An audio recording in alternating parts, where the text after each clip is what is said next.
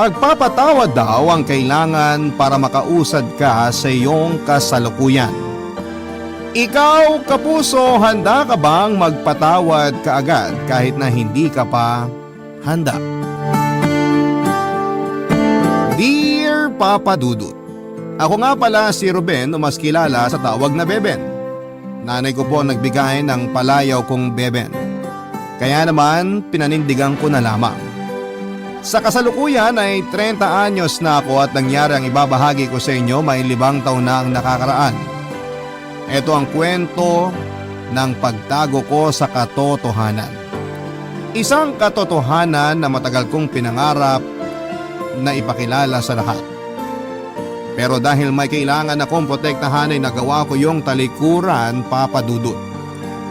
Si nanay na lang ang kasama ko noon sa buhay. Nakatira kami sa maliit na bahay na pinamana sa amin ng tatay ko, na pinamana naman sa kanya ng mga magulang niya. Isang guro sa elementary school si nanay pero maaga siyang nag-retire dahil sa isang pangyayari na sumubok sa amin pareho. Habang ako naman ay nagtatrabaho noon sa isang government office. Kinukuha ako dati ng isang pribadong kumpanya malayo sa amin at inoferan pa ako ng malaking sahod. Pero tinanggihan ko dahil walang makakasama si nanay. Si nanay na lang noon ang buhay ko kaya lahat ng mga oportunidad na dumating sa akin ay tinanggihan ko. Inuna ko siya dahil alam kong kailangan niya ako. Wala akong ibang ginusto kundi ang maging masaya siya sa buhay niya. Kaya lahat ng inutos niya o lahat ng alam kong magugustuhan niya ay ginawa ko. Tulad na lamang noong magpanggap akong isang bakla para lamang masiyahan siya at manumbalik ang gana niya sa buhay. Papa Dudut, hindi ako totoong bakla pero pinilit ko ang sarili kong magsuot ng pangbabae at maglagay ng makeup dahil yon ang gustong makita ni nanay sa akin. Tinatanggal ko na lamang yon kapag papasok na ako sa trabaho o di naman kaya ay nasa kwarto na ako para magpahinga. Papa Dudut, hindi naging madali sa akin ang magpanggap na isang bakla pero kinaya ko kasi yon ang gusto ni nanay. Prinaktis ko ng todo ang galawan at pananalita ng isang bakla sa tulong ng isang kakilala ko. Naintindihan niya ang sitwasyon ko noong pinaliwanag ko kung bakit ko yon kailangang gawin. Nahirapan ako nung una pero habang tumatagal ay para na akong totoong bakla talaga, Papa Dudut.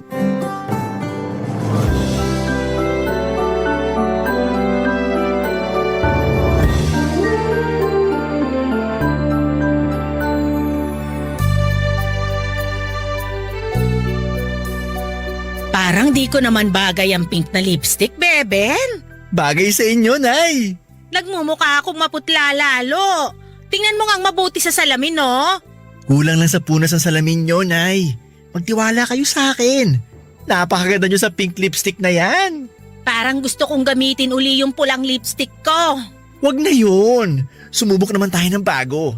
Eh, di kasi ako komportable sa kulay eh. Nakakatampo ka naman, Nay. Pinaghirapan ko kayang ipahid sa labi mo yung pink lipstick na yan. Eh, sa di ko nga bagay. Ay, sige na, hayaan mo na. Masasanay din ako sa kulay nito. Ay, parang napilitan lang ah. Hindi lang talaga ako sanay sa kulay. Alam mo naman kaming mga may edad na. Kung ano yung nakasanayan namin, dun kami. Paguhin na natin yan, Nay. Sumubukan ng bago. Nakakapanibago sa una pero makakasanayan mo rin to. Sumeseryoso na ang usapan dahil lang sa pink na lipstick. O siya, kung ayaw nyo talaga yung pink lipstick na yan, burahin na lang natin. Bumalik na lang tayo sa dati nyong gamit. Ay, hayaan mo na. Sabi mo nga, masasanay din ako. Pero seryosong Ang lakas niyong mambola. siya kaya nagturo sa akin na bulahin kita lagi. Alam ko naman yon. Mga bata pa lang kayo ginagaya mo na kung paano niya ako purihin. Eh kasi kapag pinupuri niya kayo, umaaliwala sa mukha nyo. Hay, namiss ko tuloy si Rodel. Nasaan na nga kaya siya ngayon? Kasama na po siya ni tatay. Sa langit nga kaya sila napunta? Oo naman po. Napakabuti ng mga puso nila. Sa langit talaga ang punta nila. Ano nga kaya ang ginagawa nila sa langit? Si tatay baka nakikihima sa manok ni San Pedro. Baka nga niyayabangan na ng tatay mo si San Pedro eh. Binibida na siguro ni tatay na mas magandang manok niyang panamong kaysa sa manok ni San Pedro. Nakikinita ko na ang ganyang usapan nila. Si Rodel kaya, ano naman kaya ang ginagawa niya sa langit ngayon? Kinikilayan na niya bawat anghel na makita niya. Baka nga pinapagamit na rin niya ang pulang lipstick niya sa mga anghel na kasama niya.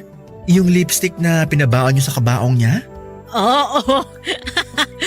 Naalala ko na naman tuloy bigla. Pinapabili ni Rodel ang pulang lipstick na yun sa akin dati. Kaso di ko naasikaso agad dahil mas inuna kong bumili ng isusuot ko sa barangay night. Ay, sana talaga napagbigyan ko siya sa pulang lipstick na gusto niya para naman naging masaya siya bago siya namatay. Sana nabili ko na yung lipstick na yon para nagamit niya. Para nakita ko sa labi niya at hindi sa loob ng kabaong niya. Oh, ayan na naman po, Nay, ah. Nalulungkot na naman kayo. Normal lang naman malungkot. Wag mo na akong pagbawalan sa nararamdaman ko. Ayoko lang kasing nakikita kayong malungkot, Nay. Pati ako nahahawa eh. Di ko lang talaga maitago ang lungkot kapag naaalala ko si Rodel. Huwag na lang po natin siya pag-usapan para di na kayo malungkot ulit. O sige, mas mabuti pa nga. Alam niyo kung anong bagay sa pink lipstick?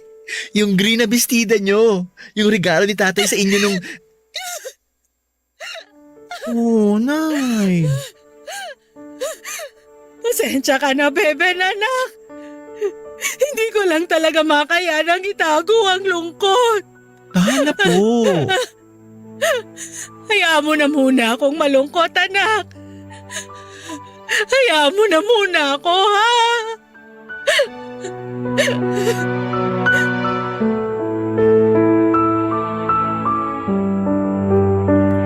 Pinaalis muna ako ni nanay sa kwarto niya para maituloy niya ang malayang pag-iyak. Wala naman akong nagawa kundi ang sumunod sa gusto niya at tinungo ko ang aking kwarto at saka naupo sa aking kama. Kinuha ko ang maliit na salamin na nakapatong sa mesang malapit sa akin. Pinagmasdan ko ang aking sarili sa salamin at hindi ako natuwa sa mga nakita ko. Kinuha ko ang wipes sa mesa at saka tinanggal ang makapal na makeup sa mukha ko, Papa Dudut. Tuwing nasa bahay ako ay lagi ako naka-makeup para masuportahan lamang ang pagpapanggap kong bakla sa harapan ni nanay. Hindi kasi kumbinsido noon si nanay na bakla ako noong sinabi ko yon sa kanya mula noong namatay ang kakambal kong si Rodel. May 5 taon na noon ang nakakalipas. Sa aming dalawa ni Rodel, siya ang paborito ni nanay dahil nagkasundo sila sa mga kaartehana sa katawan. Maaga kasing umamin noon si Rodel sa kanyang totoong kasarian. 10 taong gulang pa lamang siya noong sinabi niya sa amin na bakla siya. Natuwa si nanay dahil pangarap niya magkaroon ng anak na bakla gaya noong mga anak ng amiga niya. Naniniwala kasi si nanay dati na malaking swerte ang hatid ng mga bakla sa pamilya. Saka sinabi ni nanay na mas maalaga ang mga baklang anak. Kaya gusto niyang maranasan ang magkaroon ng anak na bakla. Papadudot mula noong umamin si Rodel kay nanay, halos hindi na sila mapaghiwalay na dalawa. Binilahan ni nanay ng mga bestida at pang make-up si Rodel. Halos hindi na nga nila ako mapansin noon kung hindi ako gagawa ng paraan para maiparamdam ko ang presensya ko sa kanila. Kaya nga ginaya ko ang mga papuri ni Rodel kay nanay. Baka sakaling mapansin din niya ako pero hindi pa rin yon nangyari. Noong namatay si Rodel, akala ko nangyari.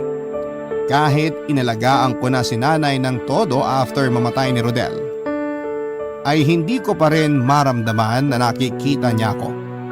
Mas lalong ang napamahal si nanay kay Rodel mula noong namatay ito. Nasaktan ako na makitang nahihirapang makabangon si nanay mula sa pagkamatay ni Rodel. Wala akong ibang nakitang paraan para mapadali ang pagtatapos ng pagluluksa ni nanay.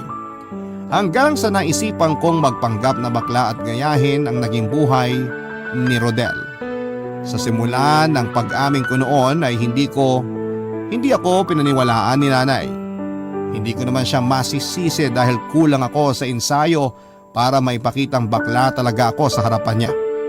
Kaya naman ginamitan ko na ng make-up at damit pang babae ang pagpapanggap ko. Ginamit ko ang mga iniwang gamit ni Rodel, Papa Dudut. Noong nakita na ni nanay ang itsura ko ay doon na siya naniwala, lalo't nagaya ko kahit konti ang style ni Rodel. Naiyak nga si nanay dahil para raw nabuhay si Rodel dahil sa nakita niyang itsura ko. Nasaktan ako noon dahil si Rodel pa rin ang nakikita niya. Pero mas nangibabaw ang saya ko dahil sa wakas ay may naging solusyon na ako sa lungkot na nararamdaman ni nanay.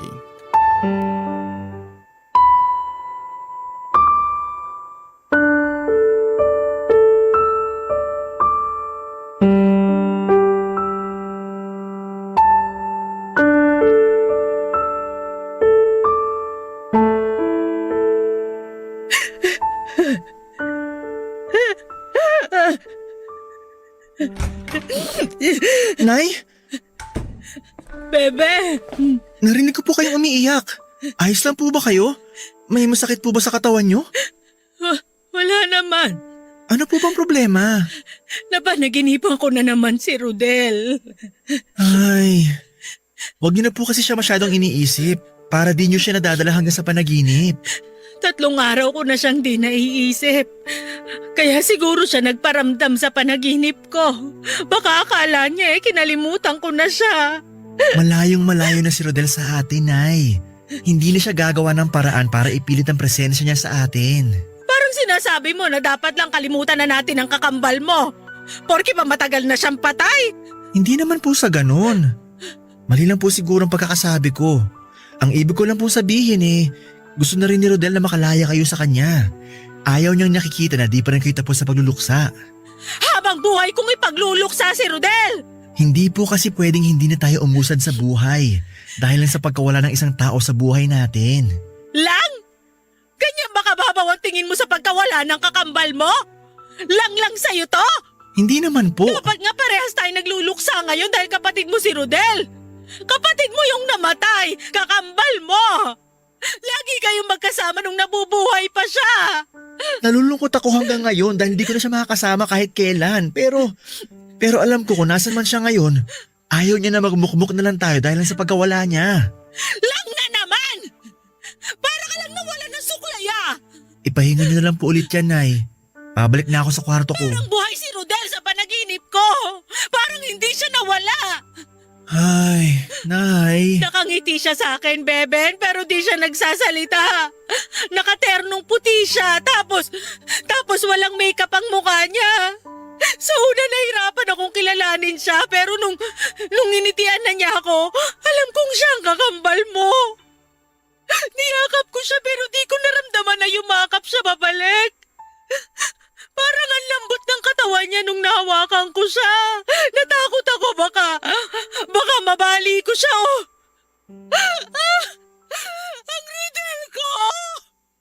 Ano po, Nay? Please? Tapos bigla na lang siyang nawala nung kumalas ako sa pagkakayakap ko sa kanya.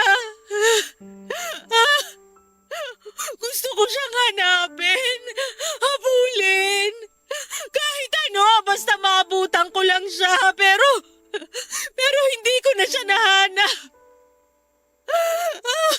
Wala na ang Rodel ko. Gusto niyo po bang pagtimplahan ko muna kayo ng tsaa? Tsaka natin pag-usapan yung nangyari pa sa panaginip niyo? Miss na miss ko na si Rodel. Bakit ba ang hirap masanay na di na siya kasama? Beben, ikaw ba? Hinahanap-hanap mo pa rin ba ang kapatid mo? Opo naman. Lalo na yung malakas sa pagkanta niya tuwing nagigising siya sa umaga. Pati yung mga yakap at halik niya sa akin kapag nagigising siya. Kahit di pa siya naghihilamos o nagmumumog, mas inuuna pa niyan lambingin tayo. Lalo na po kayo. Ang Rodel ko! Namimiss ko rin yung mga niluluto niya sa umaga na puro prito. Ayaw niya kasing magluto ng mga sabaw kasi prito lang daw ang alam niya. Kaya siya na lagi nagpipresenta na magluto ng agahan. Palibhasa, alam niyang puro prito lang tayo sa umaga. Matagal na rin tayong di kumakain ng prito sa umaga. Kasi naaalala niyo siya sa tuwing may nakahaing pritong ulam sa mesa. Paano kaya kung bukas ng umaga magprito ka ng ham o kaya daing? Sige po, akong bahala. Beben, gusto ko yung katulad ng prito ni Rodel ha. Pati yung pagpe-prepare sa mesa.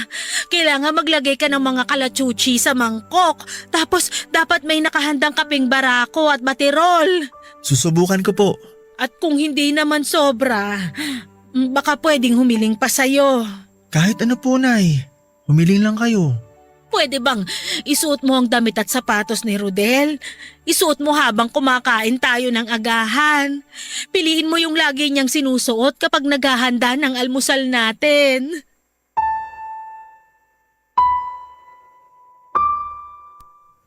Napatanga ako sa hiniling ni Nanay Papa Dudut. Naisip ko na gano'n na ba talaga katindi ang pangungulila ni Nanay para isiping buhayin ang katauhan ni Rodel sa pamamagitan ko. Nasaktan ako sa gustong mangyari ni Nanay pero sinunod ko pa rin dahil natakot akong muli siyang bumagsak sa pagluluksa niya. Ilang beses na kasing gustong bumigay noon si Nanay mula noong namatay si Rodel. Kaya nga ako nagsabi kay Nanay na bakla ako para kahit papaano ay hindi niya maramdamang nawala na ang bakla kong kakambal na si Rodel. Akala ko noon hanggang doon na lamang ang pagpapanggap ko. Pero nadagdagan pa. Ninais ni Nanay na umakto akong katulad ni Rodel na alam kong hindi ko naman kaya. Sinunod ko ang gusto ni Nanay kung kapalit naman ay kasiyahan niya. Inalungkat ko ang mga kahon kung saan ay nakatago ang mga gamit ni Rodel at nag-check ako kung ano pa ang kasya sa akin doon para magamit ko sa umaga tulad na lamang ng mga binili ni Nanay na damit dati. Nahirapan akong makahanap ng kakasya sa akin dahil magkaiba kami ng laki ng katawan ni Rodel. Sinunod ko naman kinaumagahan ang pagluluto ng daing na madalas ay piniprito ni Rodel noong buhay pa lamang siya. Naghanda din ako ng baterol at barako. Sinama ko na rin ang isang mangkok ng bulaklak na kalachuchi na nahingi ko pa sa kapitbahay. Noong nagising si Nanay kinaumagahan ay natuwa siya sa hinanda ko. Niyakap niya ako at nagpasalamat. Para na raw nabuhay muli si Rodel dahil kamukhang kamukha ko raw siya lalo na noong sinuot ko na ang damit niya. Medyo may kurot noon dahil kahit ako, ang buhay ay parang ako ang pumanaw sa amin ni Rodel.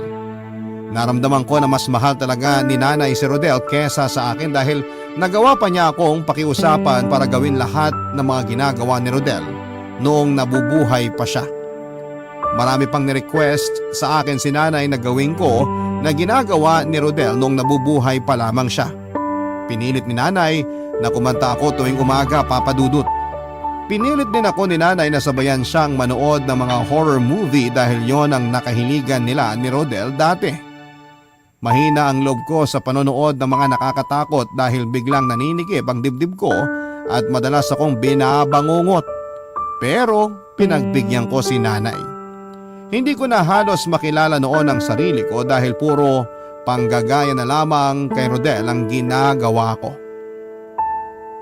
Papa Dudut, hindi ko noon alam kung hanggang kailan ko makakayanang magtago lagi sa katauhan ng kakambal ko.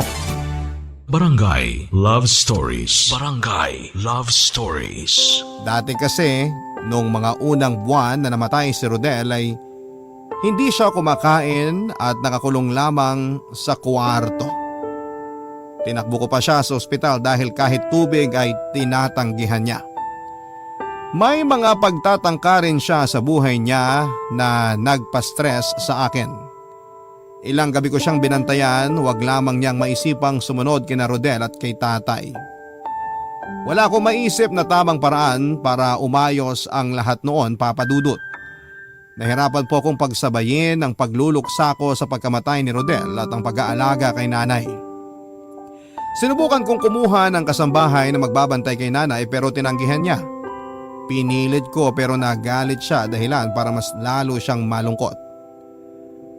Kaya naman ako na lamang talaga ang umaasikaso noon kay nanay at nahirapan ako pero hindi ko naman magawang magreklamo dahil mahal na mahal ko siya.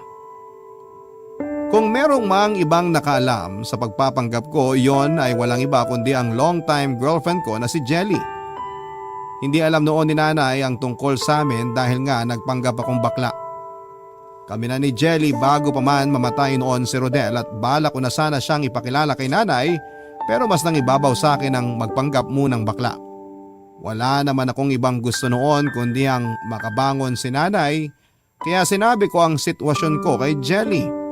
Masaya niyang naintindihan ang sitwasyon ko at hindi naghangad na ipagkalandakan ang relasyon namin. Sinabi niya na gusto niyang makilala si nanay kapag handa na ako. Bala ko na rin namang pakasalan si Jelly pero hindi ko alam kung paano ko yon magagawa lalo't nabaon na ako sa pagpapanggap. Aminado akong hindi ko napag-isipan ng maayos ang mga ginawa ko. Naguluhan at natakot na rin ako kaya ako nakapagdesisyon ng ganon. Bahala na lang lagi ang sinasabi ko noon sa sarili ko kapag nalaman ni nanay ang katotohanan.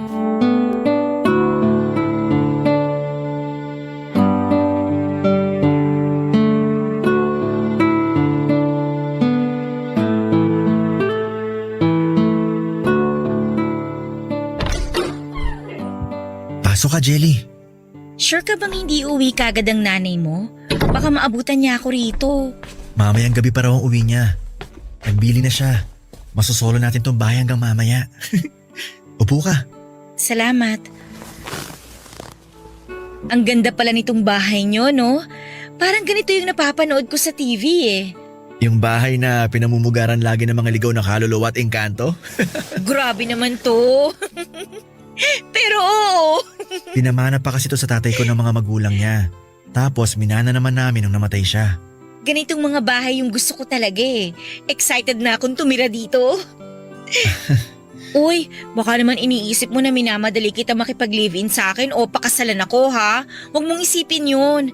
Natuwa lang kasi talaga ako sa bahay ninyo. Ano ka ba? Bala ko naman talagang pakasalan ka at itira rito sa bahay balang araw.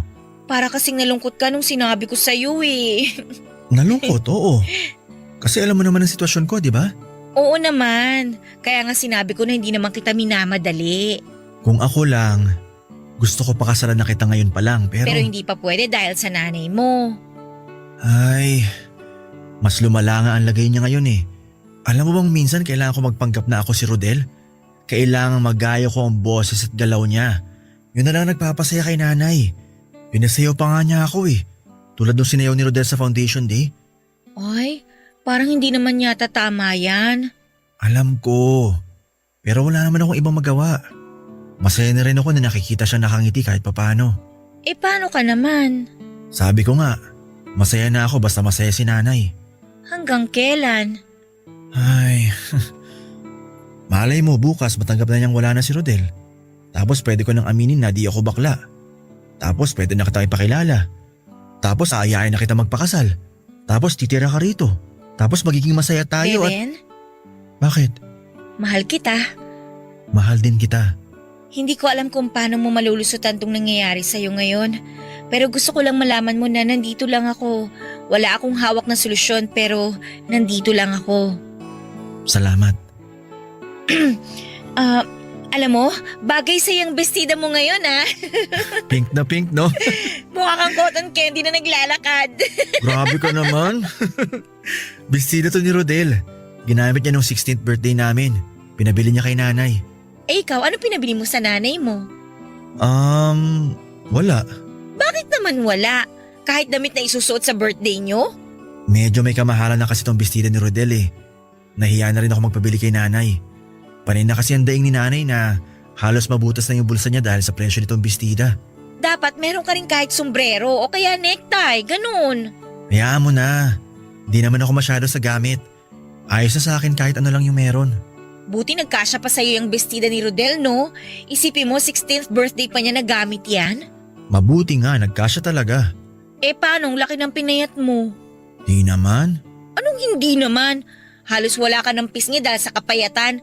Nakita mo na ba ang itsura mo ngayon sa salamin? Hanggat maaari ayoko sanang tumingin sa salamin. Ayoko makita ang itsura ko habang suot mga bestida ni Rodel. Naramdaman kong gumaan ang mundo ko dahil sa pagsuporta at pag-aalala ni Jelly sa akin. Gustuhin ko man noon na ibigay sa kanya ang buong ako pero hindi ko pa magawa dahil nakahawak pa sa akin si nanay. Mabuti na lamang at mabait pa rin ang Diyos sa akin dahil binigyan niya ako ng karelasyon na kayang unawain ang sitwasyon ko. Naisip ko nga papadudot na baka kung ibang babae lamang si Jelly baka naganap na siya ng iba. Pero iba talaga si Jelly, Papa Dudut. Kaya mas lalo akong nagpursiging tapusin ang sitwasyon ko kahit na wala naman akong kasiguraduhan kung paano ko yon gagawin. Hindi naman perpekto ang relasyon namin noon ni Jelly. May mga pagkakataon naman na gusto na niyang sukuan ako lalo't hindi madali ang ginagawa niyang pagtatago ng relasyon namin. Hindi ko naman siya noon masisi pero hindi pa rin niya nagawang talikuran ako ng tuluyan. Sinanay niya ang sarili niya sa sitwasyon ko hanggang isang araw ay hindi na namin yon na pag-aawayan pa. Madalas na ring dumadalaw si Jelly noon sa bahay kapag sinasabihan ko siya na wala si nanay. Hindi ko noon alam kung saan nagpupunta si nanay pero noong mga nakaraan ay mas gusto niyang nasa labas lagi. Iniisip ko na baka nililibang niya ang sarili niya sa pamamasyal para hindi na rin maisip masyado si Rodel.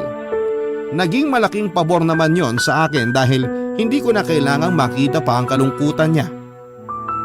Yun nga lang ay may bahid pa rin ng pag-aalala sa akin dahil hindi naman siya nagsasabi sa kung saan siya nagpupunta.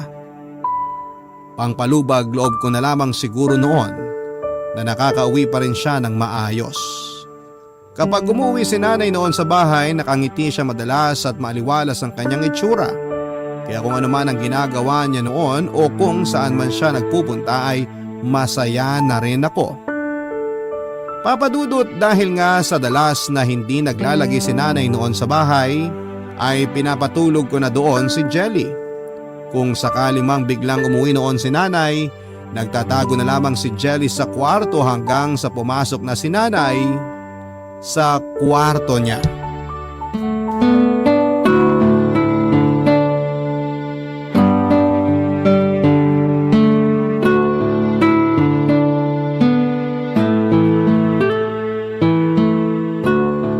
Sure ka bang hindi uuwi ang nanay mo ngayon?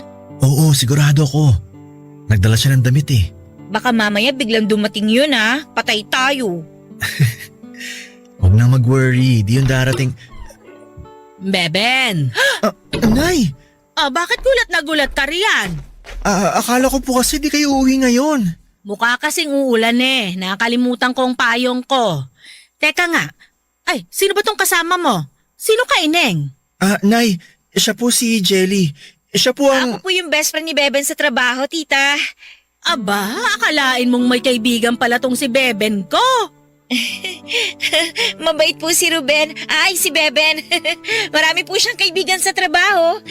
Wala kasi siyang dinadala rito sa bahay na kaibigan niya. Wala rin naman siyang nakukwento kaya iniisip ko walang gustong makipagkaibigan sa kanya. Grabe naman si nanay. Hindi ka kasi katulad ni Rodel na pala kaibigan. Lagi ka na lang nakakulong dito sa bahay mula nung bata ka. Mahiyain lang po. Dapat kasi namana mo yung kapal ng mukha ng kakambal mo dapat marunong ka ring makisama para di ka naman nag-iisa lagi. Magaling pong makisama si Beben, tita. Hindi nyo lang siguro nababalitaan. Baka nga. Kahit nga karelasyon niyo wala akong nababalitaan kahit isa. Puro ako na lang ang topic Teka nga, Beben. Wala ka pang naikukwento sa akin na naging karelasyon mo Wala ka bang nobyo ngayon? Jelly, meron ba?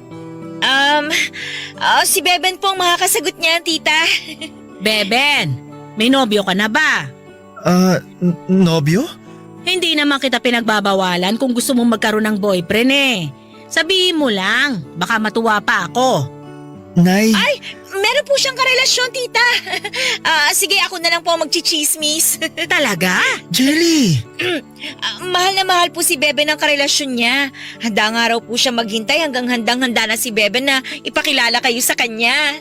Ay, ganun ba? Beben, hindi naman ako magiging kontrabida sa pag-iibigan niyo eh. Walang kaso sa akin kung ipapakilala mo na sa akin ang nobyo mo. Gusto niyo na po ba siya makilala, tita? Oo naman! Matagal ko nang pinagdadasal na sana ay magkaroon na ng karelasyon tong si Beben ko. Dahil tumatanda na rin ako at humihina na. Kailangan niya ng kasama kapag nawala ako. Huwag nga po kayo magsalita ng ganyan, Nay. Nagsasabi lang ako ng totoo. Pwede mo nang ipakilala ang karelasyon mo, Beben. Jelly! Sa totoo lang, tita, yung karelasyon ni Beben, Jelly! katrabaho rin po namin. Gwapo ba? Matino? Matipuno? Opo, ang sagot sa lahat ng tanong nyo, tita. Hayaan nyo, kapag hindi na po nahihiya tong si Beben, ipapakilala na rin po niya sa inyo ang boyfriend niya. Ano bang pangalan ng boyfriend mo, Beben? Nay, Julio! Julio po yung pangalan ng boyfriend ni Beben. Walang ibang pinag-usapan si Nanay at Jelly kundi ang love life ko, Papa Dudut. Nailang ako dahil wala naman akong kakilalang Julio at mas lalong wala akong nobyong ganon ang pangalan. Natuwa si Nanay sa mga detalyeng nilatag ni Jelly sa kanya tungkol sa imaginary boyfriend ko. Hindi na ako nagsalita noon at hinayaan na lamang silang dalawa na mag-usap. Sinabi pa ni Jelly na matagal na raw kami ni Julio at may bala kaming magpakasal kapag pwede na sa Pilipinas.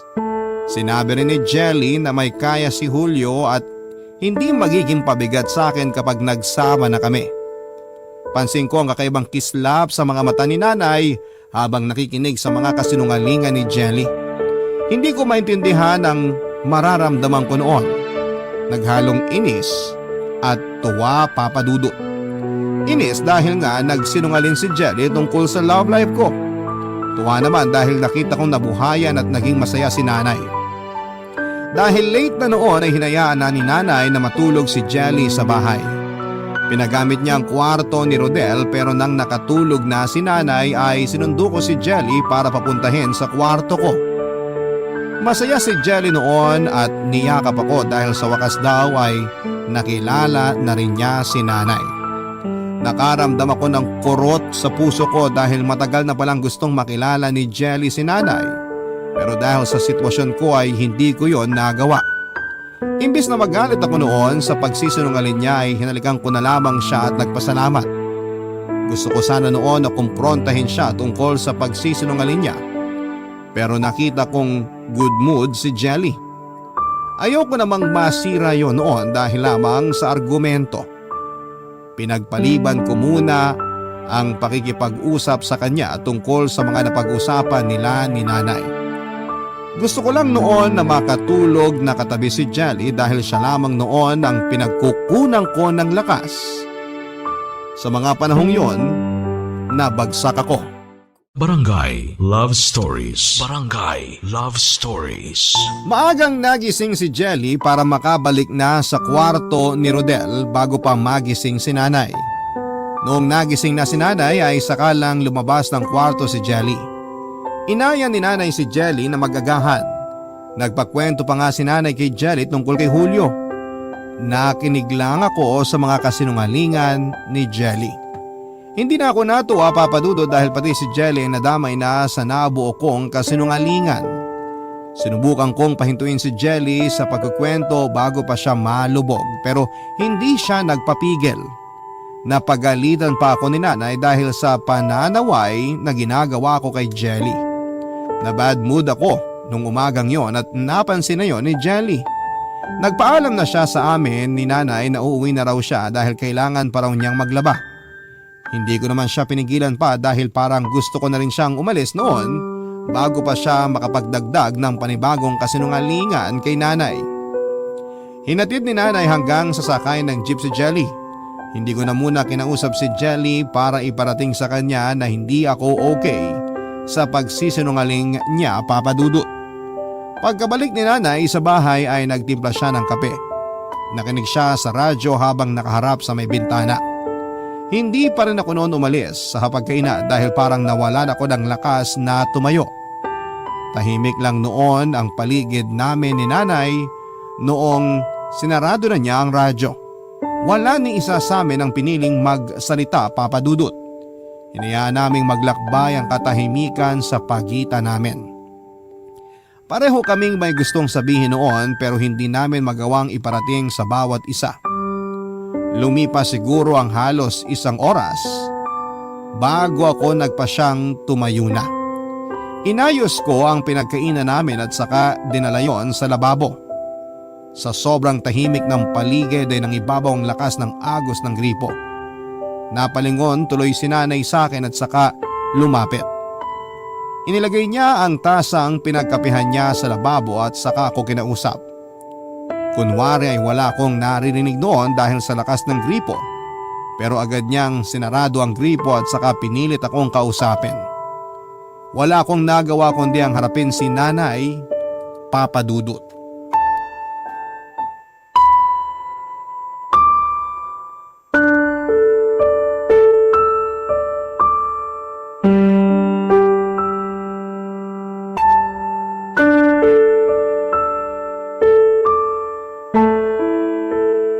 Akala ko nabingi ka na. Malakas po kasi yung pressure ng gripo kaya di ko kayo agad narinig.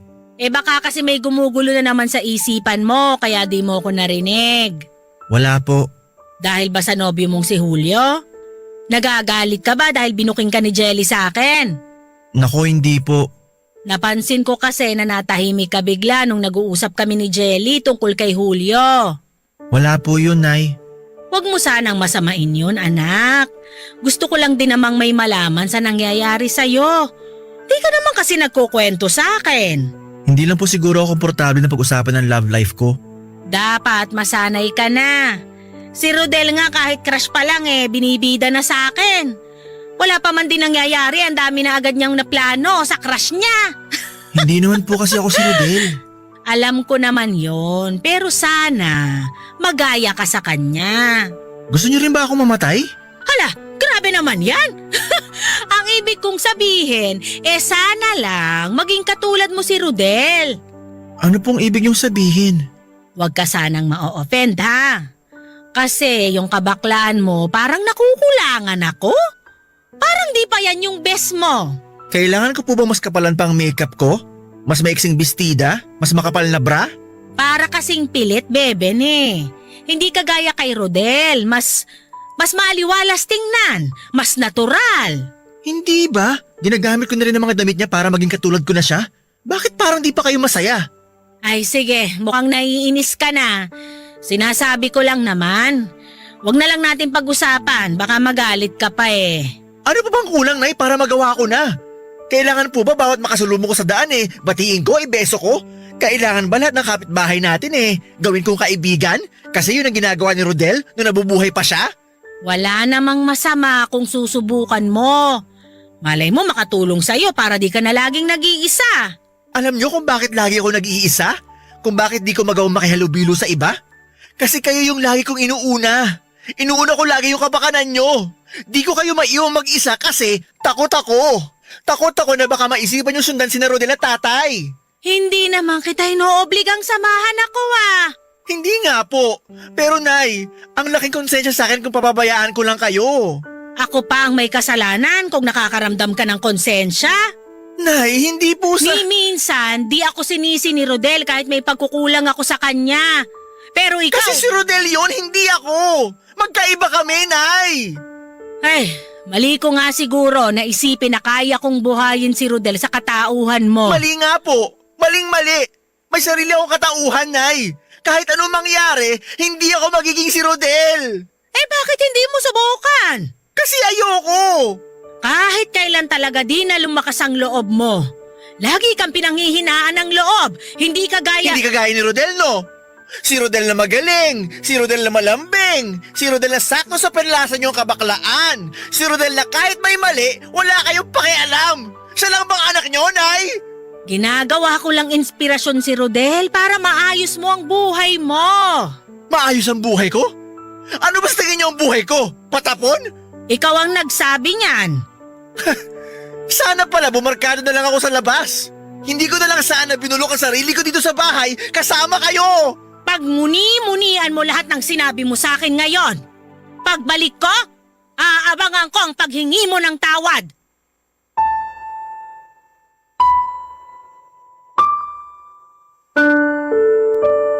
Umalis noon si nanay at hindi ko na inalampa kung saan siya nagpunta. Naiwan ako mag-isa sa bahay na nanghihina. Napasandal ako sa lababo dahil sa unang pagkakataon ay nasabi ko kay nanay ang mga hinaing ko. Kung di lang sana umalis noon si nanay ay baka nasabi ko na rin sa kanya na hindi ako bakla, Papa Dudut. Naiyak ako, hindi dahil nakonsensya ako sa mga sinabi ko kay nanay kundi parang nakaramdam ako kahit papaano ng kalayaan. Matagal ko ring tinago lahat ng sama ng loob ko kay nanay kahit noong nabubuhay pa si Rodel. Lahat ng pambabaliwala ni nanay sa akin noon at pagkampi niya kay Rodel tuwing nag-aaway kaming magkapatid. Biglang nanumbalik sa akin yung mga birthday namin ni Rodel na tanging ang kakambal ko lamang ang nakakakuha ng regalo dahil naubusan na raw si nanay ng budget dahil naggamit na sa handa. Naalala ko pa kung ilang beses kong gustong makitabi sa kanya sa kanila ni Rodel tuwing bumabagyo pero tumatanggi si nanay dahil naiipit daw si Rodel. Nakalimutan ko na lahat ng sama ng loob ko sa pagpabor ni nanay kay Rodel dati. Pero nung nagkasagutan kami ni nanay ay biglang naalala ko ulit yon. Sa kalagitnaan ng pagbabalik tanaw ko sa nakaraan ay naisipan kong tawagan si Jelly para samahan ako, Papa Dudut. Inisantabi ko muna ang tampo ko sa kanya. Kinailangan ko kasi ng makakasama ng oras na yon dahil para na akong nalulunod sa sakit na nararamdaman ko. Hindi naman po nagdalawang isip si Jelly na puntahan ako. Lumipas lang ang halos isang oras ay nakarating na si Jelly sa bahay. Naabutan niya akong nakaupo sa kusina at basang-basa ang mukha dahil sa luha. Niyakap niya ako ng ilang saglit at saka hinalikan sa noo. Napawi kahit papaano ang sakit na nararamdaman ko ng mga oras na yon, Papa Dudut. Hindi muna nagtanong si Jelly sa kung ano ang nangyari. Hinintay niyang kumalma ako bago siya nagtanong at nakatingin lang siya sa akin at hinahaplos ang buhok ko. Doon ko ulit na-realize kung gaano ko kaswerte na binayaan ng ganong klaseng karelasyon. Napayakap akong muli kay Jelly at saka umiyak at hinayaan niya akong ibuhos lahat ng sakit na nararamdaman ko bago ko sinabi sa kanya ang mga nangyari.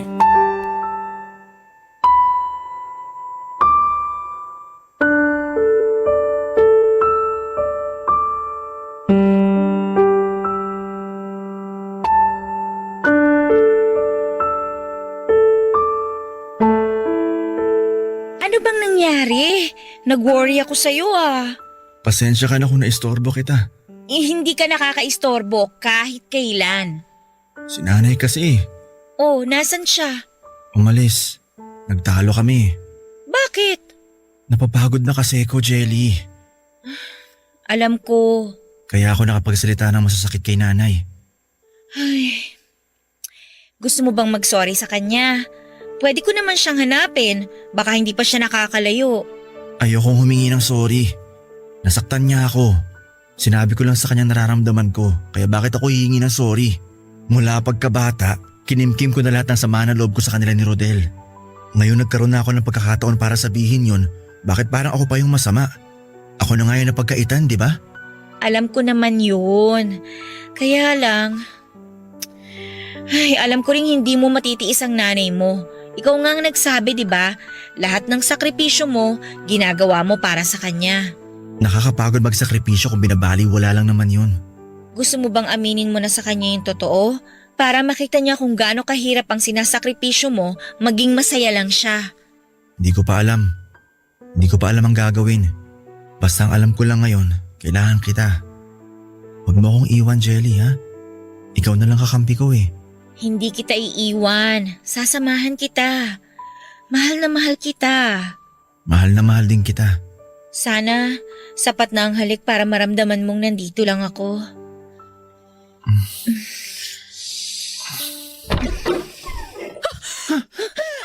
sabihin ito? Nay? Bakit kayo naghahalikan, ha?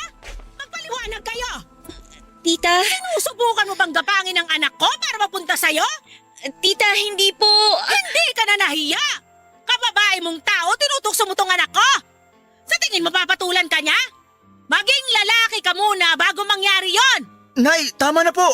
Hindi niyo naiintindihan eh. Isa lang ang naiintindihan ko rito.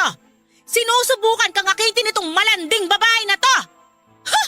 Akala ko pa naman mahinhin ka? Lumabas din pala ang kalandian mo? Sa bakla mo pa talaga naisipang magpakamot? Hindi ka ba nahiya kay Julio? Nay, tama na po sabi eh. Huwag mong kampihan tong haliparot na babaeng to! Yang babaeng sinisigawan nyo, siya ang babaeng karelasyon ko. Yan ang babaeng mahal ko. Ha? Beben, wag ngayon. Hindi, Jelly. Kailangan ko sabihin ang totoo. Anong totoo? Hindi ako bakla, Nay. Yun ang totoo. Anong ibig mo sabihin? Sinabi ko lang yun para di ka na mangulila kay Rodel. Sinabi ko lang yun para gustuhin mo pang ipagpatuloy ang buhay mo kahit wala ng paborito mong anak. Sinabi ko lang yun para mapansin mo ko. Para mahalin mo rin ako tulad ng pagmamahal mo kay Rodel. Anak, hindi ko alam na ganyan palang nararamdaman mo. Mahal kita, anak. Pero hindi ka tulad ng pagmamahal mo kay Rodel. Alam ko, madalas ko siyang napapaboran sa maraming bagay. Pero hindi naman ibig sabihin nun, angat ang pagmamahal ko sa kanya kesa sa'yo. Hindi yan ang pinaparamdam nyo sa akin, Nay. Mula pagkabata, alam ng lahat na binuso lahat ng pagmamahal nyo para kay Rodel at wala kayong tinitira para sa akin. Kahit si tatay alam yun. Kaya siya na yung nag-aabot sa akin ng kung anumang pagkukulang nyo. Siya yung humihingi ng tawad sa akin sa mga pagkakamali nyo. Bakit si tatay nakikita yun? Bakit kayo hindi? Anak, maniwala ka. Pero nagpapasalamat pa rin ako sa inyo. Kasi binuhay nyo pa rin ako. Pinakain, pinag-aral. Salamat po ron.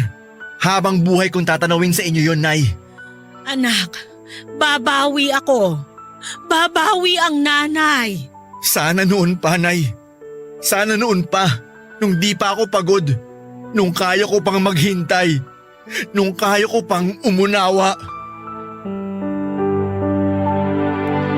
Nabigla si nanay sa naging revelasyon ko noon, Papa Dudut.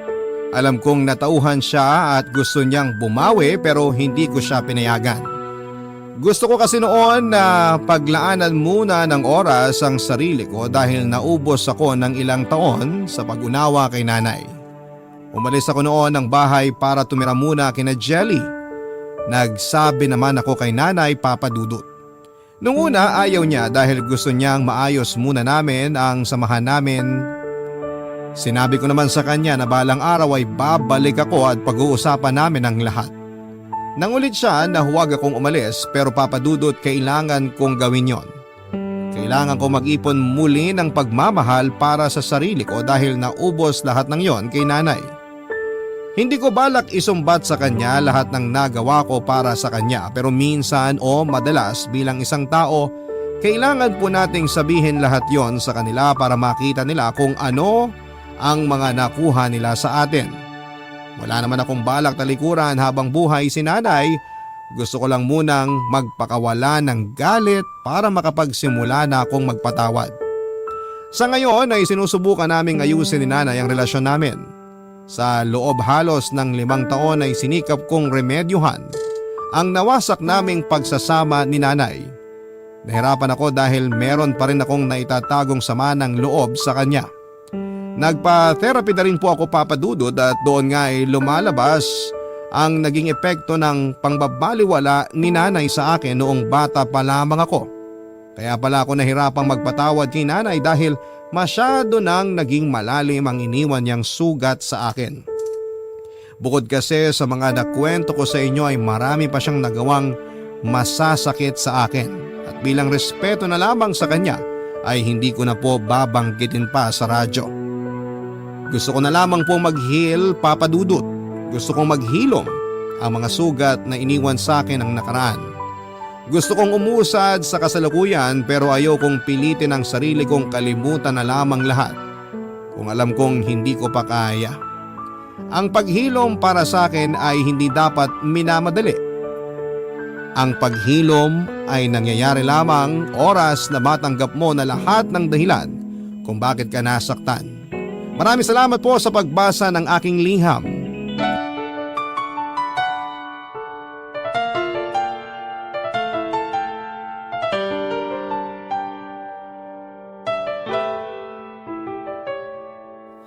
Ang buhay ay mahiwaga, laging may lungkot at saya. Sa Papa Dudut Stories, laging may karamay ka.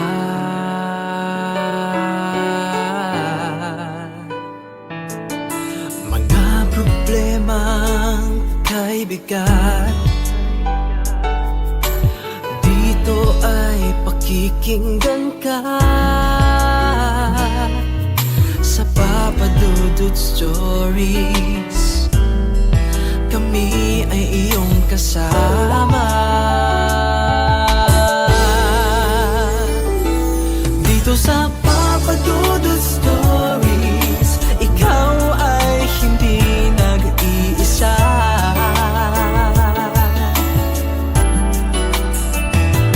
Dito sa Papa Dudut Stories, may nagmamahal sa'yo. Papa Dudut Stories, Papa Dudut Stories, Papa Dudut Stories.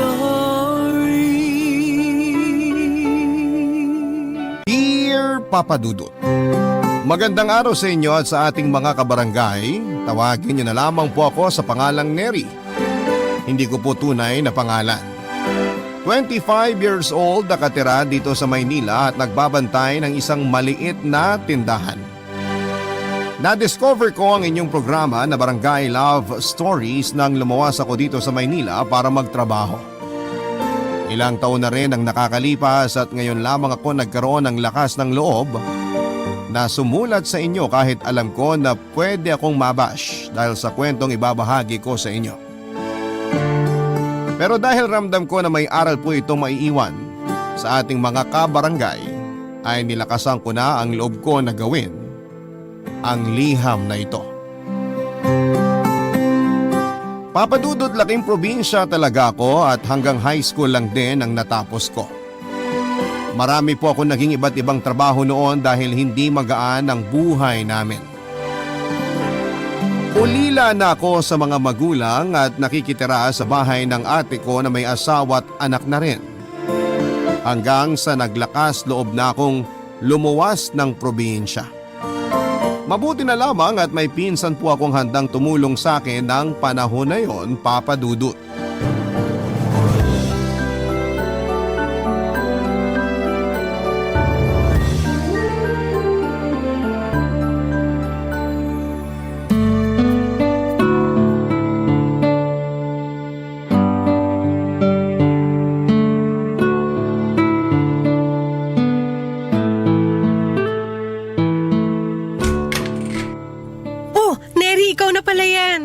Sorry ate, medyo naligaw ako sa paghahanap dito sa bahay nyo.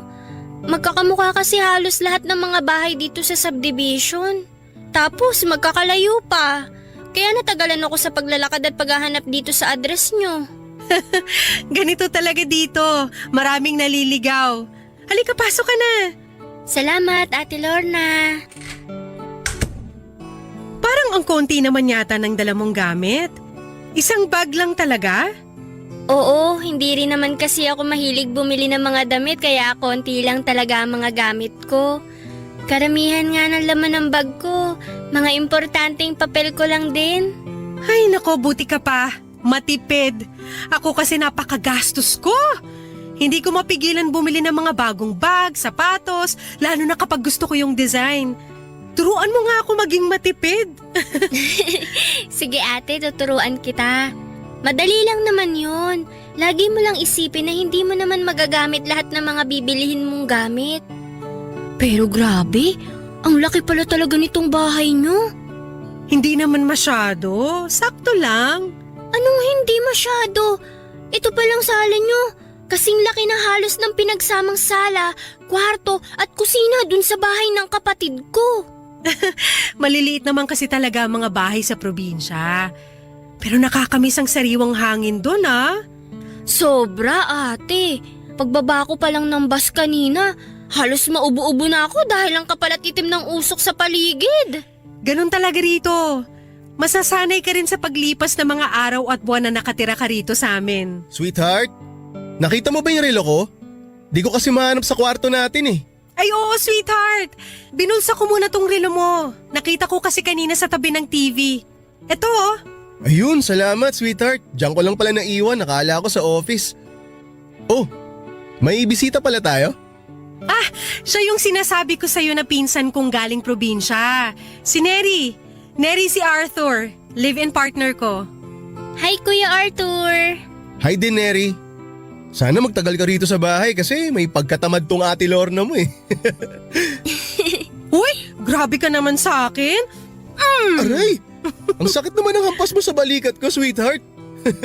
Ikaw kasi sinisiraan mo ako sa pinsan ko. Totoo naman yung sinabi ko ah. Marunong naman ako ng mga gawaing bahay, no? Hindi ko naman sinabi na wala kang alam pagdating sa mga gawaing bahay. Ang sabi ko lang, may pagkatamad ka. Magkaiba yun, sweetheart. Ewan ko sa'yo. Nakakatuwa naman po kayong mag-asawa. Ang cute niyo po maglambingan. Naku, Neri, wag mo na nga kaming pinupo. Kasi mukha namang ilang taon lang ang tanda namin sa'yo eh. Tsaka hindi pa naman kami totoong mag-asawa ni Lorna. Pero malapit na rin. May mga bagay lang kami na inaasikaso bago kami tuluyang magpatali sa isa't isa. Papa Dudut, may 5 taon ang tanda sa akin ng pinsang kong si Ate Lorna. Naging close kami noon dahil noong bata pa lamang kami madalas siyang nagbabakasyon sa probinsya. Nang maisipan ko nga na gusto kong lumuwas ng Maynila at magtrabaho dito ay nagbaka sakali lamang ako na pwede akong tulungan ni Ate Lorna kaya minessage ko siya sa Facebook. Sakto naman na naghahanap din sila ng kasambahay ng kinakasama niyang si Kuya Arthur. Kaya kaagad niyang sinabi na tutulungan niya ako. Siya nga rin na nagpadala ng pera para pandagdag sa pamasahe ko paluwas ng Maynila kaya malaki talaga ang naging pasasalamat ko sa kanya. Papadudot na nibago ako nang makarating ako sa Maynila lalo na sa mga appliances na meron sa bahay ni Ate Lorna. Sanay ako sa mga gawaing bahay pero hindi ako sanay na gumamit ng mga makabagong gamit kagaya ng rice cooker, microwave oven at kung ano-ano pa. Wala naman kasing mga ganong gamit sa kinalakhang kong buhay sa probinsya. Pero dahil mabait si Ate Lorna at Kuya Arthur ay masyaga nila akong tinuruan sa paggamit ng mga appliances sa bahay nila. Naging maayos ang mga unang linggo at buwan ng pagtatrabaho ko bilang kasambahay kina Ate Lorna. Hanggang isang gabi ay nagising ako dahil sa narinig kong pagtatalo ni na Ate Lorna at Kuya Arthur. At nang lumabas ako ng kwarto ay si Ate Lorna na lamang ang naabutan kong umiiyak sa sala.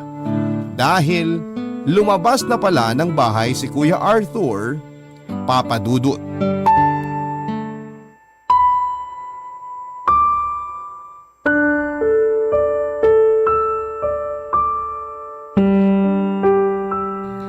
Ate Lorna, ito ang baso ng tubig.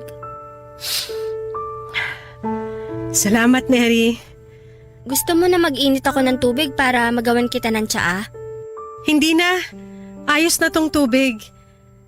Pasensya ka na kung nagising ka ng dahil sa pagtatalo namin ni Arthur. Ayos lang kasi mababaw pa rin naman yung tulog ko kanina. Saan pala pupunta si Kuya Arthur? Magpapahangin lang pero uuwi rin yun mamaya. Baka magpapalipas lang ng init ng ulo niya sa labas. Ate? Madalas ba kayo mag-away ni Kuya Arthur ng gaya nito? Hindi naman masyado. Talaga? Sa totoo lang, medyo nagulat ako sa lakas ng boses niya kanina. Parang nun ko lang siya narinig na sumigaw ng ganun kalakas. Siguro kasi pagod siya sa trabaho kaya gano'n na lang kainit ang ulo niya. Narinig mo ba kung ano yung pinag-awayan namin kanina? Medyo, pero hindi naman lahat.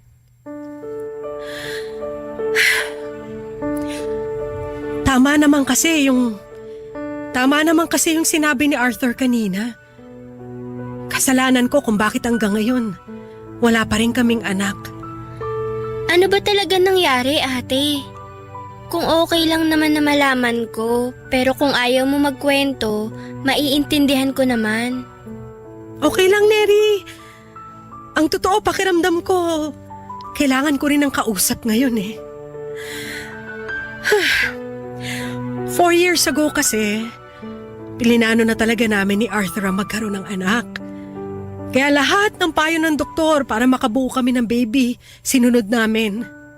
Hanggang sa ayon, nagbuntis nga ako. Kaya lang, sumabay naman yun sa promotion ko sa trabaho. Nadagdagan talaga yung mga trabaho ko at nasa ika-4 na buwan na ako ng pagbubuntis nang makunan ako dahil sa pagod at stress. Nako, ate, sorry. Hindi na yata dapat ako nagtanong. Ayos lang talaga, Neri. Kasi ang tagal ko na rin dinadala to sa dibdib ko eh. Matagal na akong pinapahirapan nung nangyaring yun sa buhay ko. Pero hindi mo naman ginusto yung nangyari. Bakit sinisisi ka ni Kuya Arthur?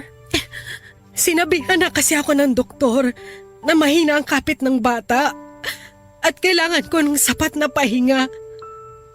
Pero hindi ako nakinig kasi kakapromote ko nga lang sa trabaho. Hindi ko binitawan ang promotion na yon kahit na alam ko na mapanganib para sa baby na pinagbubuntis ko. Walang may gusto sa inyo na makunan ka, Ate Lorna. Pero may magagawa sana ako noon eh para maiwasan na mangyari yun. Ilang beses na rin kasi akong kinumbinsi ni Arthur na mag-resign sa trabaho pero hindi ko yun sinunod. Sinabi ko sa kanya na kaya kong alagaan ang sarili ko at ang baby namin na nasa tiyan ko. Sana mas nag-ingat ako para sa magiging anak namin. Pero bigo ako na magawa yun. Bigo ako na maingatan ang anak namin. Ate, maniwala ka sa akin. Wala ka talagang kasalanan sa nangyari kasi sigurado ko na ginawa mo pa rin ang lahat para maingatan ang pinagbubuntis mo. Naging pabaya kasi akong ina, Neri. Mas pinili ko ang trabaho ko kaysa sa magiging anak namin dapat ni Arthur. Mas pinili ko ang sarili ko kaysa matuloy ang masayang pamilya na matagal na namin gustong matupad. Pwede pa namang matupad yun, ate. Naniniwala ako na basta marunong tayo magdasal, ibibigay ng Diyos sa atin ang alam niya na gusto nating makuha. Kaya huwag kang mawala ng pag-asa. Ewan ko, hindi ko na alam. Lahat naman kasi ng payo ng doktor sa akin ngayon, sinusunod ko na. Pero wala pa rin. Hindi pa rin ako mabuntis-buntis ulit. Alam mo, pakiramdam ko nga, yun ang dahilan niya kung bakit hanggang ngayon, hindi niya pa rin ako pinapakasalan. Kasi gusto niya na magkaroon muna kami ng anak bago kami tuluyang manumpa ng pagsasama habang buhay. Pero, paano kung hindi ko na yun maibigay sa kanya? Paano na ako kapag iniwan niya ako kasi wala na talaga akong kakayahan na magkaanak? Mary, hindi ko yata kakayanin na mawala siya sa buhay ko. Hindi ko kaya. Hindi ko kaya.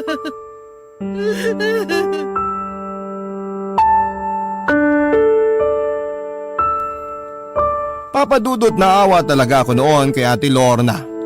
Noong gabi kasi nagising ako dahil sa pagtatalo nila ay narinig ko ang panunumbat na sinabi ni Kuya Arthur sa pinsan ko. Sinabi nito na kasalanan ni Ate Lorna kung bakit hindi na sila magkaroon ng anak. Na nadadamay pa raw si Kuya Arthur sa kasalanan ni Ate Lorna na hindi pag-aalaga sa sarili kahit na alam nitong may bata nang dinadala sa sinapupunan niya. Na hindi raw ito magkakaroon ng komplikasyon sa matres kung hindi ito nakunan dati dahil sa labis na pagtatrabaho. At masyado raw kasing nakafocus sa trabaho si Ate Lorna kaysa sa pamilya na gusto nilang buuin. Papa Dudut, sinabi sa akin ni Ate Lorna na pinagsisisihan na niya ang ginawa niyang yon at gusto niya talaga na magkaroon sila ng anak ni Kuya Arthur.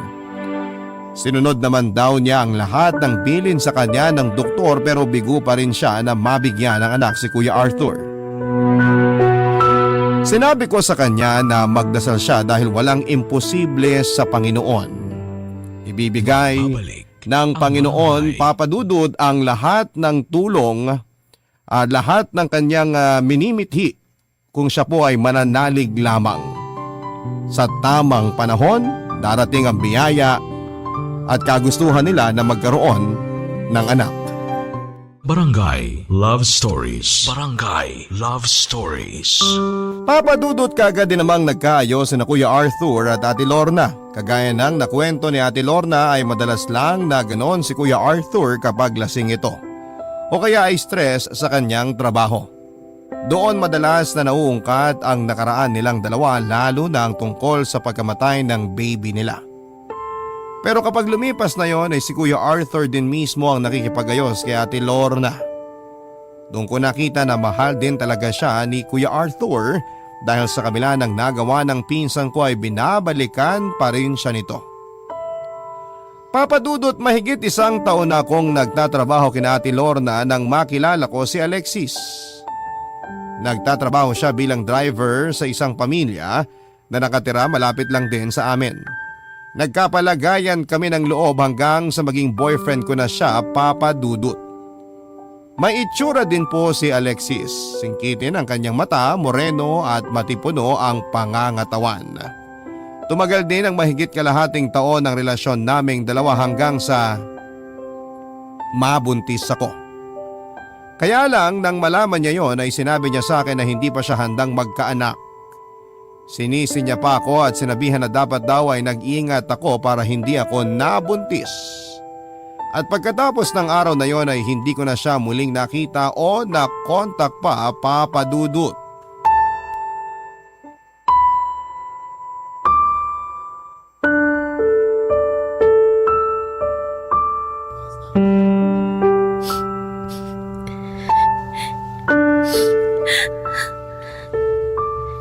Neri, pakisama naman tong pantalon ni Arthur dyan sa mga pinaplansya mo.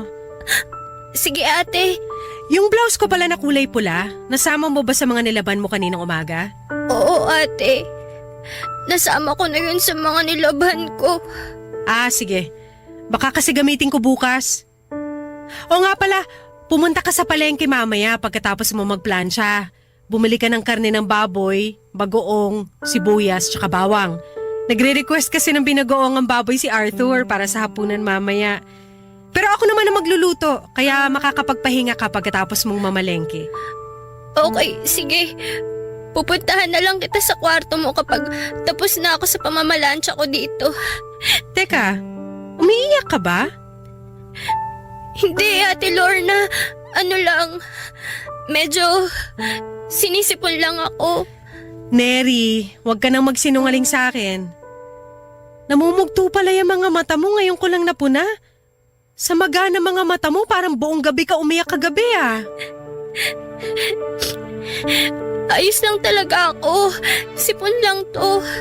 Ano ba kasing problema? Sabihin mo na sa akin. Wala, Ate Lorna. Neri, ayoko nagsisinungaling ka sa akin. Parang kapatid na ang turing ko sa'yo, kaya sana huwag mo namang ilihim sa akin ang mga bagay na gumugulo sa isip mo. Kasi hindi rin ako matatahimik pag nakikita ko may dinadala kang problema dyan sa dibdib mo. Pwede mo akong pagkatiwalaan. Pwede mong sabihin sa akin kung anong problema mo.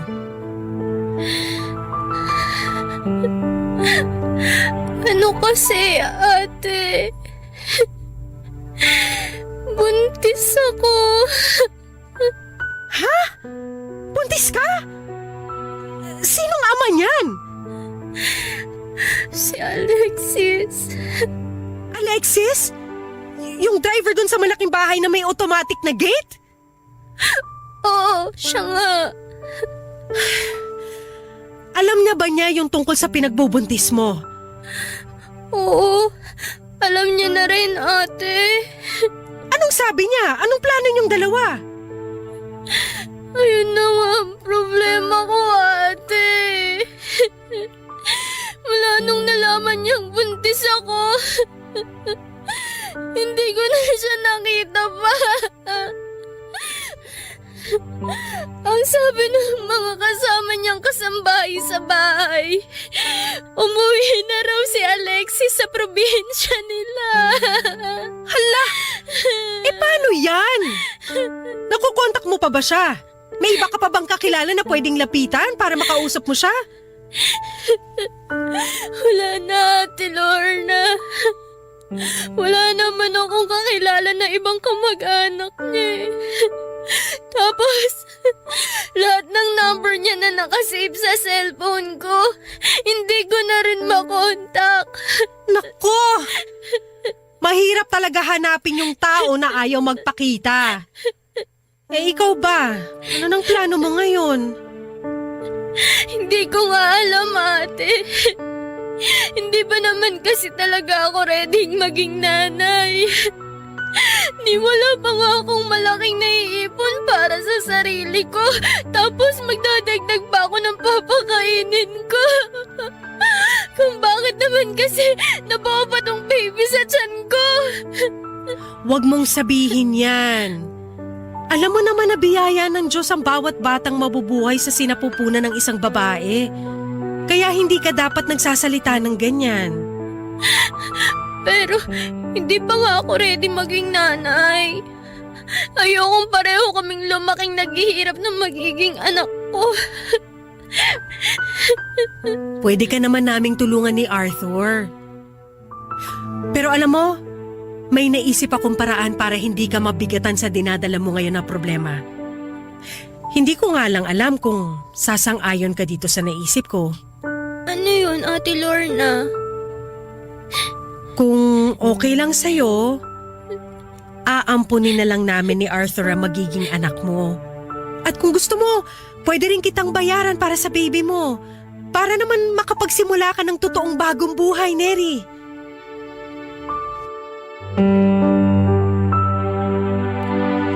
Papa Dudut, nagulat ako sa biglang inalok sa akin ni Ate Lorna. Oo, hindi pa talaga ako handang maging isang ina, lalo na at wala pa akong masyadong ipon. Gusto ko pa rin talagang magbuhay dalaga. Pero hindi ko alam kung kaya ko bang ipamigay o ibenta ang ipinagbubuntis kong anak. Sinabi ni Ate Lorna na pag-iisipan ko dapat ang inaalok niya sa akin. Sinabi niya rin na pwede ko siyang bigyan ng presyo kung magkano ang gusto kong pagbenta sa anak ko sa kanya. Sasagutin niya lahat ng check-up at vitamins ko hanggang sa sa akin na pumayag ako na ibenta ang baby na ipinagbubuntis ko. Pero sinabi na rin pala yon ni Ate Lorna kay Kuya Arthur, kaya pati ito ay kinumbinsin na rin ako. Sa huli pumayag na rin po ako sa gusto nilang mangyari na bilhin ang baby na noon ay nasa sinapupunan ko pa lamang, Papa Dudut.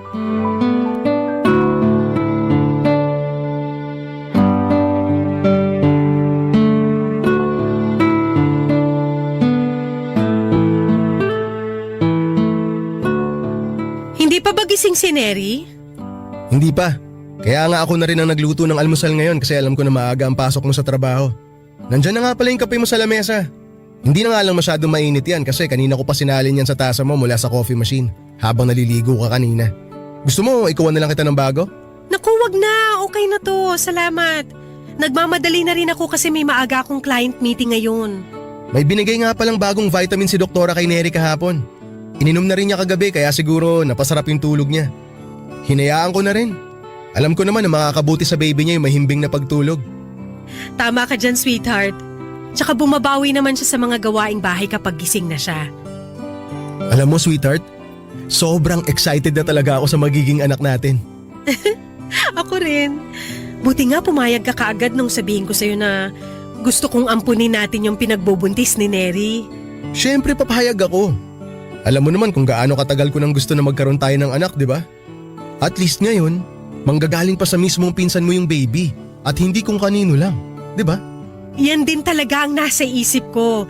Magkakaroon na tayo ng anak, tapos matutulungan pa natin si Neri na magsimula ulit sa buhay niya.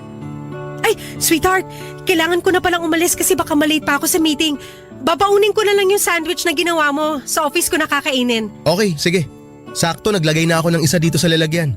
Eto na sweetheart, nandito na rin sa bag, pati yung lunch mo mamaya. Thank you, sweetheart. Alis na ako ha. Pakis nga. Mwah! Bye, see you later. Ingat ka sweetheart ha. Bye! Magigising na rin siguro yun si Neri. Salinan ko na nga siya ng kape. Good morning, Kuya Arthur. Oh! Good morning din. Mabuti naman at gising ka na, Neri. Upo ka na dito. Sakto, ito na yung kape mo. Hindi ko na nilagyan ng gatas yan. Alam ko kasi na black ang gusto mo sa kape. Naku, salamat po. Nakakahiya naman, kayo pa ang nagtimpla ng kape ko. Mukhang kayo rin na nagluto nitong fried rice, longganisa at itlog ah. Oo, ako nga. Wala kasi akong pasok ngayon sa trabaho. Maaga ako nagising kanina, kaya nagluto na rin ako. Thank you talaga, Kuya Arthur. Sorry kung tinanghali ako ng gising. Maaga naman ako natulog pero grabe yung lalim ng tulog ko. Kasi hindi ko na malayan yung tunog ng alarm ng cellphone ko. Epekto siguro yan ng bagong vitamins na binigay sa'yo ni Doktora kahapon. At teka, lalagyan ko lang ng fried rice at ulam tong plato mo ha. O ayan, kain ka na. Salamat, Kuya. Pasensya na, ikaw ang naabala ngayon sa paghahanda ng almusal. Ayos lang yun, ano ka ba? Alam mo naman na ang pinaka-importante ngayon, malusog mong maipanganak yung baby. Sobrang excited na nga kami ng Ate Lorna mo kasi sa wakas, magkakaroon na rin kami ng anak. Kaya salamat talaga sa'yo, Neri ha. Ako pong dapat magpasalamat. Kung hindi dahil sa inyo, hindi ko na alam kung kanino pa ako pwedeng humingi ng tulong. Baka nga tuluyan ko na rin na ipalaglag ang baby na to dahil hindi pa talaga ako handa sa ganitong klase ng responsibilidad. Ay, mabuti talaga at kinausap ka ni Lorna. Baka kasi kung ano pang nagawa mo sa baby at sa sarili mo. Huwag ka mag-alala. Hindi ka namin pababayaan. Isang pamilya tayo sa bahay na to.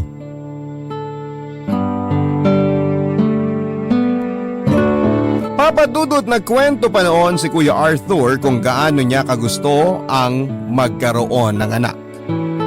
At nakaramdam ako ng awa para sa kanya. Nakita ko kasi sa mga mata niya at nabakasan sa boses niya na sabik talaga siyang magkaroon ng anak. Nakwento niya na siguro nga raw kasi ay lumaki siya na walang kapatid at malayo sa mga magulang niya. Kaya gusto niyang maranasan na maging isang magulang at iparamdam ang totoong pagmamahal sa magiging anak niya. Malaki rin ang naging pasasalamat niya sa pagpayag ko na ibenta sa kanila ang magiging anak ko. Dahil tinupad ko raw ang isa sa mga pangarap na gusto niyang mangyari sa buhay niya. Papa Dudut, naging sobrang mabait din sina Kuya Arthur at Ate Lorna sa akin.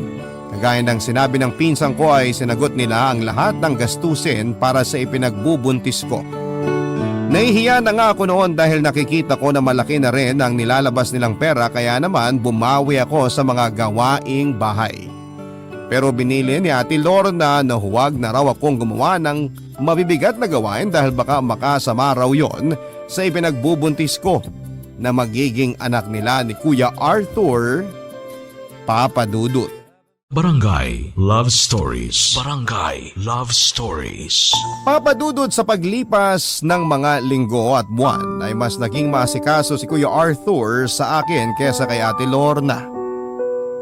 Noong nasira ang washing machine sa bahay ay kagad siyang bumili ng bago para hindi ako mahirapan sa paglalaba. Ayaw niya rin nang nagbubuhat ako ng mabibigat na bagay. Tapos madalas na gusto niya pang siya ang nagluluto para raw maging healthy ang baby ko pagdating sa mga kinakain ko. Siya rin ang palagi kong kasama sa mga check-up ko dahil naging busy noon si Ate Lorna sa trabaho. Yon ang naging daan para unti-unting mahulog ang loob ko sa kanya. Papa Dudut, pinigilan ko naman ang sarili ko na magkagusto kay Kuya Arthur kaya lang ay dumating ang araw na ipinagtapat niya sa akin na may gusto na siya sa akin. At nagkaroon na kami ng lihim at maling relasyon. Sweet si Kuya Arthur sa akin kapag kami lamang ang magkasama sa bahay lalo na sa loob ng kotse. Sinabi niya rin sa akin na mas mahal niya na ako kesa sa pinsan ko. Nang magkaroon ng out-of-town seminar si Ate Lorna at ilang araw siyang mawawala sa bahay noon ay nagkaroon kami ng pagkakataon na mas solo ang isa't isa. Doon namin mas naiparamdam ang napakainit naming pagmamahal sa bawat isa, Papa Dudut.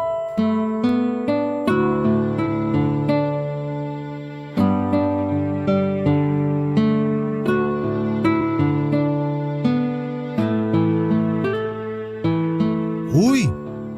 Ang bango naman ng niluluto mo, Neri.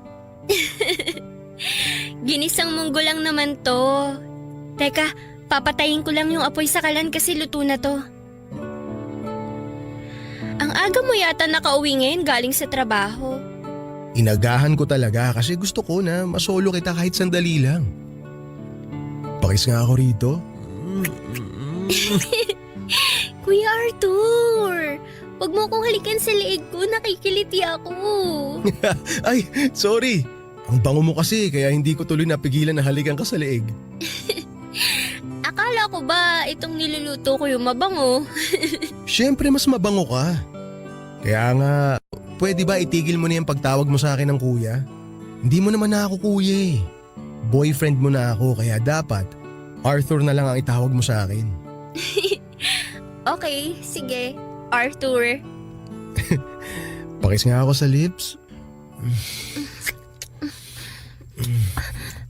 Arthur, parang may narinig ako naglalakad papunta dito sa kusina. Si Ate Lorna yata yun. Lumayo ka sa akin kasi baka mapansin niya pa tayo. Okay, sige. Buti na lang hindi traffic. Hindi ako nahirapang bumiyahe pa uwi. Hi sweetheart. Oh, Arthur! Nandito ka na pala sa bahay. Akala ko mauuna pa ako makauwi sa'yo. Inagahan ko talaga ang uwi kasi alam ko na ngayon ang uwi mo galing sa seminar nyo. Namiss kasi kita eh. Aww, namiss din kita. Payakap nga ako sa sweetheart ko. Sige pa. Ito, yayakapin kita ng mahigpit kasi malakas makawala to ng pagod. Miss na miss kita. Sweetheart. Oo nga, Neri. Dapat hindi ka na masyado nagkikikilos. Huwag ka na rin masyado magluto para hindi ka mapagod. Pwede naman kaming umorder na lang ng pagkain natin.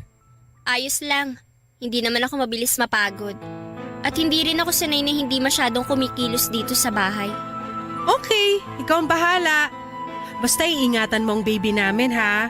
Alam mo naman na sobrang excited na kami ni Arthur sa magiging anak namin. O siya, maghain ka na. Magpapalit lang ako ng pambahay. Sige, Ate Lorna. Papa Dudut, nagigilty din naman ako dahil sa maling relasyon namin ni Arthur. Lalo na at napakalaki na ng utang na loob ko kay Ate Lorna. Naging sobrang mabait siya sa akin kahit sa umpisa pa lamang na hindi ko pa ipinagbubuntis ang baby na bibilhin niya sa akin. Alam ko rin na mabuti siyang tao dahil never niya akong pinakitunguhan ng hindi maganda. Madalas nga rin siyang nagpapadala ng pera sa mga kamag-anak namin sa probinsya na humihingi ng tulong sa kanya. Kaya nga siya rin ang unang pumasok noon sa isipan ko na hinga ng tulong nang gusto kong lumuwas ng Maynila para magtrabaho. Pero wala eh.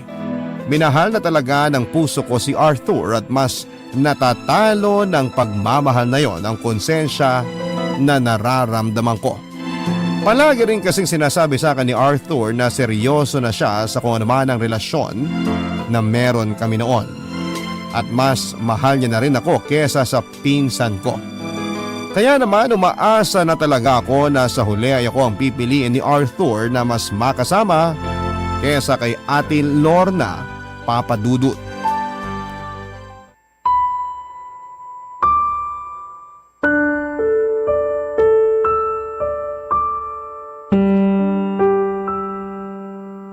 Neri naman, kausapin mo na ako. Mamaya na. Hindi mo ba nakikita na busy ako sa paglilinis nitong lalagyan ng mga plato? Eh di kausapin mo ako habang ginagawa mo yan. Alam mo Arthur, nakakaistorbo ka lang dito eh. Pumasok ka na nga lang sa loob. Baka mamaya magising pa si Ate Lorna at maabutan tayo nag-uusap dito. Siguradong magtataka yun. Sige, ganito na lang. Ako na lang ang gagawa niyan habang kinakausap mo ako. Bakit ba ang kulit mo? Sinabi ko na nga mamaya na lang tayo mag-usap, di ba? Eh kasi kagabi mo pa ako hindi kinikibo eh. Sinabi ko na sa'yo na masakit ang ulo ko kagabi. Ano bang mahirap intindihin dun? Masakit ba talaga ulo mo o nagsiselos ka lang? Kasi alam mo na 6th anniversary namin ni Lorna kahapon at nag-date kami. Kaya ka nagsiselos. Bakit naman ako magsiselos? Si Ate Lorna naman talaga ang girlfriend mo, di ba? At pampalipas oras mo lang ako kaya wala akong karapatang magselos. Ano ba yung sinasabi mo? Hindi kita pampalipas oras lang, Neri. Alam mo yan. Hindi mo naman maaalis sa akin na isipin yun kasi hindi naman talaga ako ang girlfriend mo. Pero ikaw naman ang pipiliin ko sa huli. Talaga? Ako ang pipiliin mo kaysa kay Ate Lorna? Oo. Kasi ikaw na nga ang mahal ko. Ang tagal ko nang sinabi sa'yo yan di ba?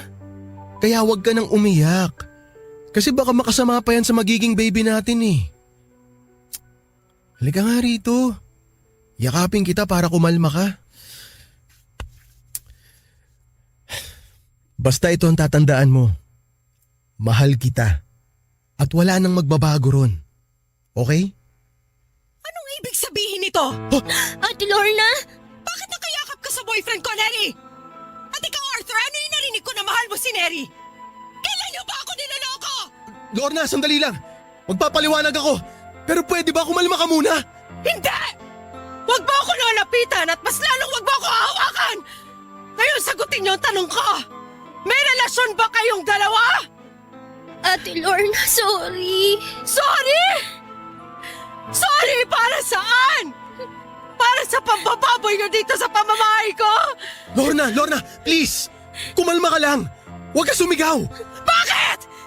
Nahihiya kayo marinig ng mga kapitbahay natin na may ahas at baboy ako pinatira dito sa mismong pamamahay ko? Saka ano ba pumasok sa isip mo, Arthur? Pipiliin mo talaga ang diskrasyada babae na yan kesa sa akin? Ate Lorna, sumusobra ka na. Bakit naman ako hindi pipiliin ni Arthur? Alam naman natin na hindi hamak na mas lamang ako sa'yo. Dahil kaya kong bigyan ng anak si Arthur, hindi kagaya mo na may bulok na matres. Ang kapal na mukha mo! Wala kang utang na loob, Neri! Lorna, tama na! Ito na Huwag mo siya sa punutan! Bitawan mo siya, Lorna! Ano pa? Tinulungan kita! Pinakain kita! Binuhay kita! Kakalboyin talaga kitang babae ka! Pwede ba, Lorna, kumalma ka? Umalis ka dyan sa harapan ng haliparot na babae na yan, Arthur! Dahil sisirain ko talaga ang mukha niya! Arthur! May dugo! Naku, Dinudugo ako, Arthur! dinudugo ka nga, Neri! Relax ka lang! Lumapit ka sa akin! Sandali! Huwag kang mag-alala! Bubuhatin na kita! Dadaling kita sa ospital! Mabuti nga sa'yo! Ayoko mawala ang baby ko!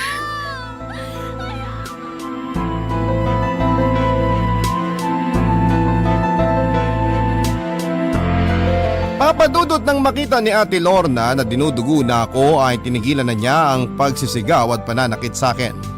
Kagad naman akong dinala ni Arthur sa ospital at doon nga ay napaanak na ako ng maaga. 7 buwan pa lamang kasi akong buntis noon kaya isinilang ko ang anak ko ng kulang sa buwan. At habang nakakonfine ako sa ospital ay sinabi sa akin ni Arthur na tuluyan na niyang tinatapos ang relasyon nila ni Ate Lorna at ako na talaga ang pinili niya. Gustong magdiwang ng puso ko noon kaya lang ay hindi sapat ang saya na nararamdaman ko dahil naka-incubator pa rin si baby ng mga oras na yon. Sinabi rin ni Arthur noon na kinuha na niya ang mga importanteng gamit ko at gamit niya mula sa bahay ni Ate Lorna. Nang ma-discharge ako sa ospital ay tinupad ni Arthur ang mga planong sinabi niya sa akin, Papa Dudut. Umupa siya ng hindi kalakihang bahay na para sa aming dalawa kaya nga lang nalaman din ng ibang kamag-anak namin ang ginawa ko na pangaagaw sa partner ng pinsang kong si Ate Lorna. Kaya naman marami ang nag-message sa akin sa Facebook at nag-text ng hindi magagandang bagay dahil sa mga ginawa ko. Sinabi naman sa akin ni Arthur na huwag na lamang pansinin ang mga yon dahil ang mahalaga, kaming dalawa na ang magkasama ng mga oras na yon. Papa Dudut, mahigit 1 buwan nang naka-incubator ang baby ko nang tuluyan siyang bawian ng buhay. Hindi na raw kinaya ng katawan niya ang lumaban, sabi ng doktor. At napakasakit ang pangyayaring yon para sa akin pati na rin kay Arthur. Umasa kasi siya noon na magkakaroon na siya ng anak. Yung tipong kahit na hindi pa niya kadugo ay tinuring na niyang anak ang baby ko. Kaya lang ay hindi pa talaga siguro na katadhana na magkaroon kami ng anak ni Arthur, kaya maagang kinuha si baby mula sa akin. Ayoko namang isipin na karma ang pangyayaring yon dahil sa kasalanan na nagawa ko. Dahil ayoko na ring maramdaman pa ang pagka-guilty ko dahil sa pangaagaw ko kay Arthur mula sa pinsang kong si Ate Lorna. Sa ngayon, Papa Dudut, halos 3 taon na kaming nagsasama ni Arthur pero hindi pa rin ulit ako nabubuntis. Minsan nga ay napipressure na rin po ako dahil nararamdaman ko na gusto na ni Arthur na magkaroon kami ng anak. Palagi niya kasing tinatanong kung hindi pa raw ba na-delay ang menstruation period ko. Tapos pina-check up niya pa ako para malaman namin kung may komplikasyon na ba sa matres ko. Sinabi naman ng doktor na wala at kailangan lang daw naming maghintay. Kaya lang habang tumatagal ang pagsasama namin na wala pa rin kaming anak ay para bang unti-unti kong nararamdaman na nagsisimula ng manlamig sa akin ang partner ko at natatakot ako na baka dumating din kami sa point na ipagpalit niya ako sa ibang babae.